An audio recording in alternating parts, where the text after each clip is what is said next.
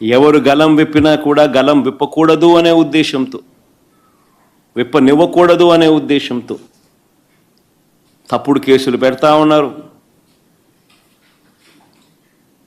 టాపిక్లు divert చేస్తూ ఉన్నారు. ఈ తప్పుడు కేసుల సాంప్రదాయాన్ని మరింతగా కొనసాగిస్తూ మొన్న కరెక్ట్గా నా ప్రోగ్రాంకు ముందు రోజున టాపిక్ డైవర్ట్ చేసేందుకు ఉపయోగపడుతుందనే ఉద్దేశం కూడా ఒక కారణం. రెండో కారణం, గొంతు నొక్కాలి ఎవరైనా కూడా తనకు వ్యతిరేకంగా మాట్లాడితే అన్న కారణం రెండోది. చెవిరెడ్డి భాస్కర్ రెడ్డిని అరెస్ట్ చేయడం నిజంగా ఆశ్చర్యం కలిగించే విషయం. అసలు భాస్కర్ని అరెస్ట్ చేసిన తీరుని చూస్తే అసలు ఇంతకుముందు మీరంతా కూడా చూస్తూ ఉన్నారు. సంవత్సరం నుంచి ఏ రోజన్నా కానీ భాస్కర్ పేరు లిక్కర్లో ఎక్కడన్నా కనిపించిందా, వినిపించిందా? ఎవడన్నా విన్నాడా? ఎవడన్నా ఎప్పుడన్నా విన్నాడా?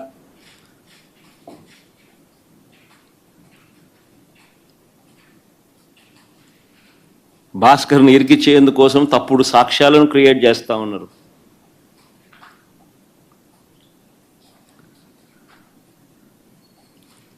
ఆశ్చర్యం కలిగించే విషయం ఏంటంటే, భాస్కర్ గన్మెన్ను అంటే పోలీస్ కానిస్టేబుల్ను పిలిచి భాస్కర్కు వ్యతిరేకంగా లిక్కర్ స్కామ్ ఏదో ఉంది అని, ఆ లిక్కర్ స్కామ్లో తాను ఏదో ఇన్వాల్వ్ అయి ఉన్నాడని, ఆ లిక్కర్ స్కామ్లో తాను డబ్బులు ఏదో ఉన్నాయని కానిస్టేబుల్తో స్టేట్మెంట్ ఇప్పించుకునే ప్రయత్నం చేస్తే ఆ గన్మెన్, ఆ గన్మెన్ అంటే ఆ కానిస్టేబుల్ ఎవరైతే ఉన్నారో ఆ గన్మెన్, ఆ కానిస్టేబుల్ ఇలాంటి తప్పుడు స్టేట్మెంట్లు నేను ఇయ్యలేను అన్నందుకు తనను కొట్టి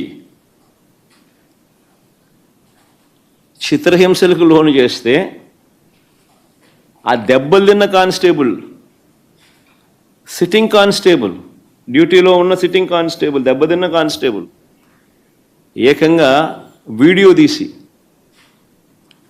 తనకు తగిలిన దెబ్బలన్నీ చూపిస్తూ, ఆ దెబ్బలను డిస్ప్లే చేస్తూ, జరిగిన సంఘటన తాను చెబుతూ డీజీపీకి లేఖ రాసి గవర్నర్కు, ప్రెసిడెంట్ ఆఫ్ ఇండియాకు లేఖలు పంపించినాడు.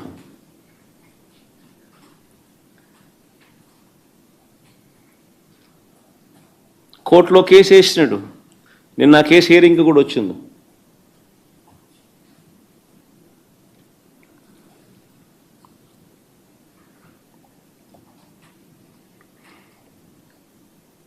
ఆశ్చర్యం కలిగించే విషయం ఇదంతా నిజంగా. చెవిరెడ్డి భాస్కర్ రెడ్డి పేరు సంవత్సరంగా ఎప్పుడు చూస్తా ఉన్నాం.